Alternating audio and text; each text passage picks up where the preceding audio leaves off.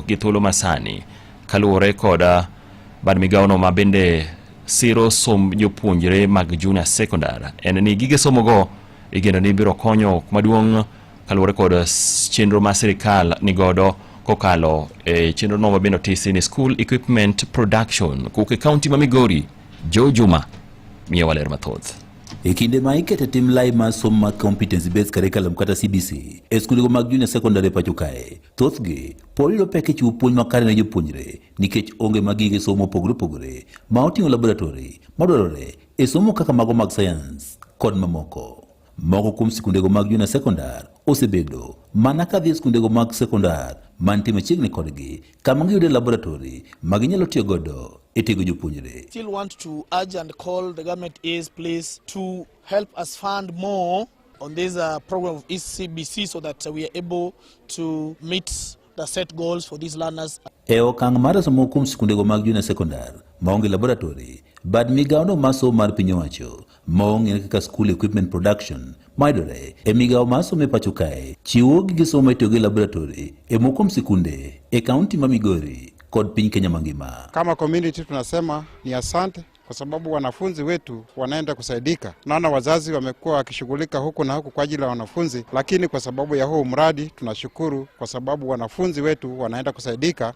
maana umekuja karibu. Our biggest mandate is to try and fill in the gap of STEM in JSS schools. So this is just an initiative under the Ministry of Education to ensure that students are now embracing STEM education to improve their innovation and creativity. Chenro ni motis kaka mobile laboratory chiwo thuolo ne skunde mapok ogero laboratory mondo dhi nyime kod chiwo puonj makare ne somogo ma onego time laboratory. Gloria Nanjala matiyo kod bad migawoni mar piny owacho monge kaka school equipment production wach ni gigeto sikunde 17 ma oting'o mano maranjego e kaunti ma Migori mangima e bwo chenro ni motisi kaka mobile laboratory. We are trying to come up with a solution to schools that are not able to build an inbuilt laboratory. So our mobile laboratory has 4 caster wheels that is able to work for ease of mobility, whereby experiments can be done not only in the classroom or anywhere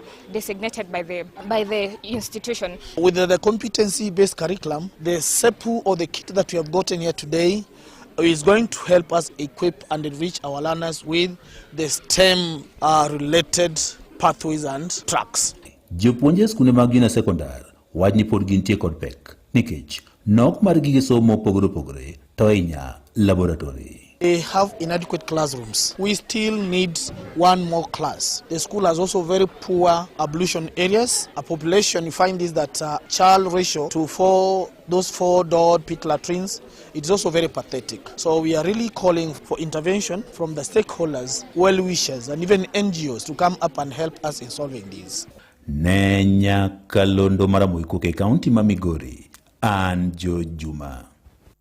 Imedo winjo weche matut e kor gwenge gi Collins Okaka. Nyakoro mogo joang kati kuch manyien igna dek nyaka ne jatend piny Kenya William Ruto donje e apis kaka jatend piny tok yiero maduong' ma higa 2022. Jatend piny Kenya ne odonjo e apis kama bende ne ochiwo singo modhuro ne oganda jo Kenya. Mise mar kampen mare ne otenore kata noten kod mise weche mag bero uchumi kod jolo ngima jogo mayuto gi ni piny e kind mamoko. Piny maduong' gi thuolo masani to ni igni 3 bang' donjo apis. Sirikand jatend piny Kenya William Ruto osebedo machalo nade e wi singo manamiyo oganda jo Kenya. Walter Nyambaga miyo waler mathoth. Apaya mochomo kar jot mar jatend piny ne ok en wuoth mayot kamano e kendo ne opong' kod kuthe mag okuro. E kata kamano William Ruto makinde ne en jalop jatend piny ne obano bad sati e kendo tayo kampen mage bwo riwruok mar Kenya Kwanza mane odunyore kod kweth mag Azimio mane ochiek njugu kaluwore kod sir mane oyudo kuom piny owacho e kindeno.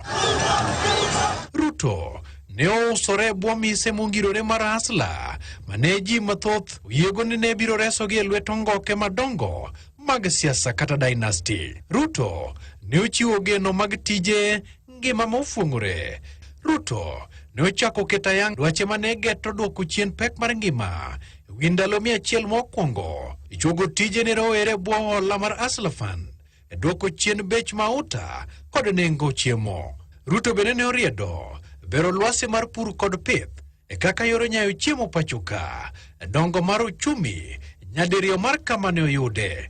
Kata kamano chal mar chopo kare wechegi jopiny orwako mopogore opogore. Sirikal mar Kenya Kwanza osebedo ka chamo nyadhi wi pesa mar jolohelni matindo kaka Hustler Fund medo thuolo mag tije ne joma tindo kokalo e mbui medo kothe mag pur kinde mamoko. We are starting the journey to build a collateral system that is built on credit scoring. Jalony Churchill sao kenie kod paro mane. Then project manyalo wacho ni okonyo jok matindo. Ibed ni in ng'at ma uso mana bando, ibed ni in ng'at ma uso alot, tiyudo kama inyayudo pesa manyalo konyi mabedo capital matin. Sirikal mar Ruto bende oseyudore matek ewi keto tim mise machoko omenda mar pesa mar gero ut manigi yweyo. Kata kamano jotije ma ing'ondo pesa gi to pod oywagore nyaka sani. House levy ng'ado pesa mang'eny ahinya. Kata nobedo ni ji nok dwa to nokawe ni gini magi ma muhimu magi ma ji neno ni ne en wich teko lakini king'iyo ute sani gero. Kar chugo chike minyal choko dosuru mar tego chumi pachoka masiro dwach piny kod kaka itae. Sirikal mar Kenya Kwanza ne oromo gi wi pika odure kama ne ojende mag jenzi ne okwedo weche mag paro mag chik mane geto yore mag choko suru kendo ma ne okelo ng'anyo mapek pachoka. Maaskari walitumia nguvu nyingi ile yenye hata ukijaribu hata kuangalia hadi unamwona mtu mwingine anapiga mtu risasi na ni binadamu kama yeye. It cannot be that you are planning on how to incite young people, on how to pay young people to destroy people's properties. Bang Gen Z protest no, nitie gik maber mosetimore. Kech embe noduogo miyo odok chien, ong'iyo ne piny telo ne nyaki manji. Wibiro kanyakla mar kweth ariyo manene ndeka guog girombo weche mag siasa kendo bedo kod sirikal mar manywanda mar kamogai mar ODM Raila Odinga kod William Ruto sani odoki osiepe pata gi dhot. Nikalete wale wa ukando huko ndani yake. Hakuna haja ya kulaumiana iko nje, lete maswali yako hapo ndani. Sisi wote tuungane, tutengeneze serikali ya kuunganisha Wakenya wote. Unajua hawa watu waliniita ati mimi Zakayo. Sasa hakuna haja ya kuita mtu mmoja Zakayo. Kila mtu akuje tukue Zakayo sisi wote hapa ndani. Okinyal beda ni koro in koro mayo midhiye to mae gimidwa timo nyaki manji kendo ntiere nyaki ibed piny tipimni ere jok manyalo konya rito piny. Okumba mar thieth manyien mar SHA mawuok e mano mar NHIF Ruto liet nego ewi mibadhi kod kaka achiedh nade okwako laino. SHA giri pesa ng'adowa mang'eny to kidhi korka thieth koni yudo ka nitie osiptende moko ma pod ok accept SHA no ero. Yudo ka idhi e osiptal maybe ichulo ni mana kitanda kende to yath dhi chuno ni idogi ang'owa idogi ofukuni. Koro reko ka ker nyalo timo gimoro about SHA nikech nitie joma yuto gi ni piny koro kata kwadok kadala kochacha kata Nairobi kae. To bende Kenya Kwanza osekedo kod mibadhi makare pachoka. Let me ask you members of parliament who are seated here. Do you for example know that a few members of your committee collected 10 million shillings so that you could pass that law on anti-money laundering? Did you get the money? So we are going to arrest them. Yes. But lobbying is a different thing from extortion. Kedo kod mibadhi gini en tich mokiyot. Ne Radio Ramogi, an Walter Nyambaga. Imedo winjo weche matut e kor gwenge gi Collins Okaka. Gikanye kor mga jwang bende machopa giko mar mi weche manyien e yono madimba. Watudre sa ng'wene wang'ene weche manyien e yo machuok, sa bich, sa uchiel weche manyien e machuok, sa biro kaka pile weche manyien e yono madimba. 6, 4.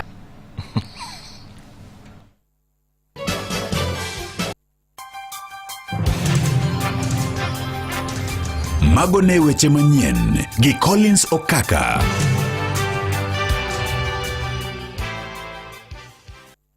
Mana kamano nyakwara mogi dakika par kod adek toka sa adek mar okinyi na nyisi kaendi ni sani ndi koro inyalo wuok e mudho komakore koda tiyo koda Sun King Solar mabende biro ni yo maber kabisa.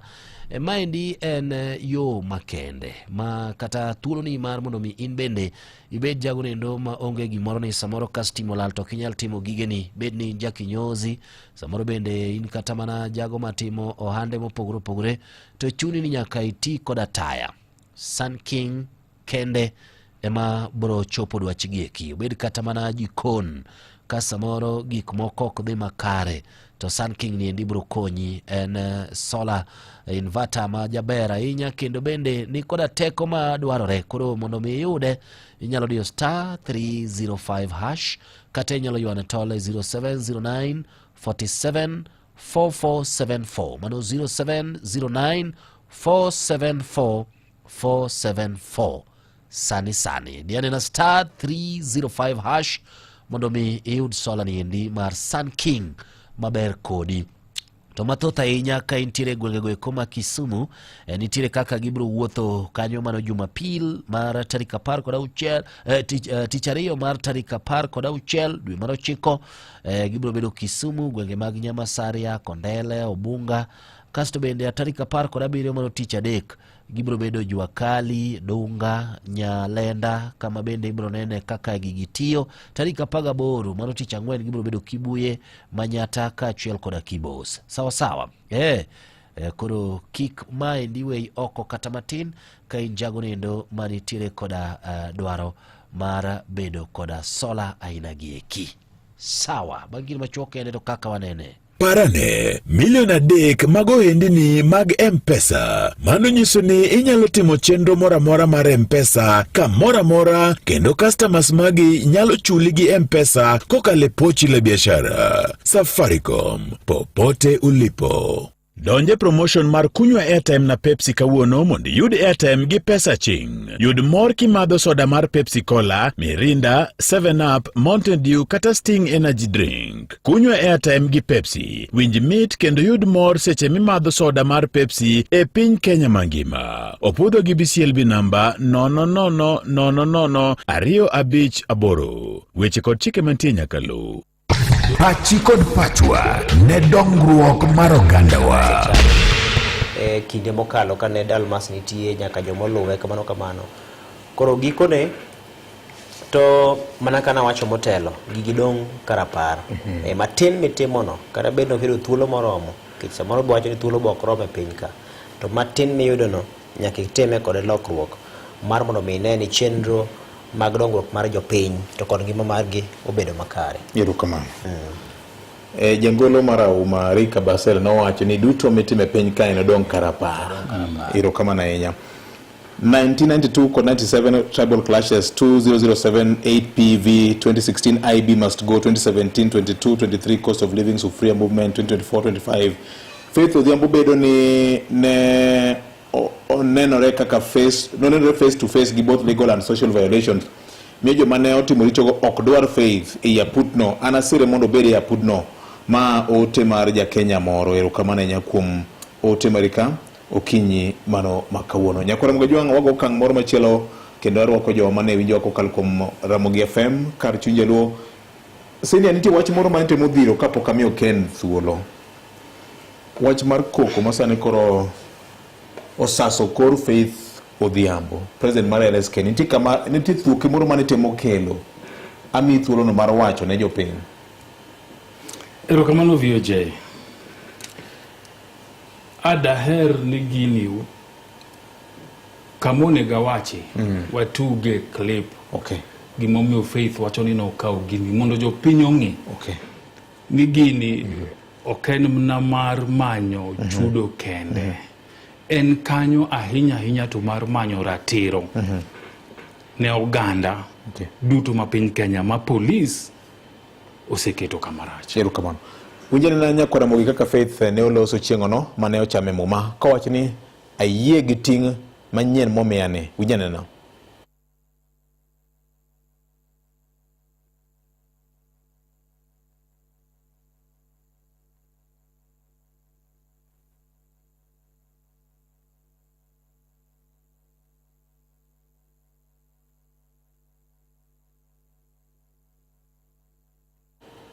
okandho ng'ata ng'ata ayie gi tingni mondo richo ma osebedo ka timore obed ka sigana kik chak nuore kendo. To kiwinjo gino mabor bende owacho kamoro kanyo ni kapo ni nitiere gimoro amora mabiro timore e aputni ma ok ochomore tir gi ratiro mwadwa manyo ne ji tabro wuok kendo abro weye. Iwinjo? Nikech owacho no obendo ng'eyo ni katodonje gini to samoro sirikal bendo jabedo gele. Kapo no chopo kama oneno ni gini ok chom barabara monego bed no chomo, to bro wuok e mitokano kendo bro duogo ir jopiny mokone gi gimomiyo okone ka gini dhi konyo. Ineno? Emomiyo jogo ma gini rachnegi gibeda beda mos.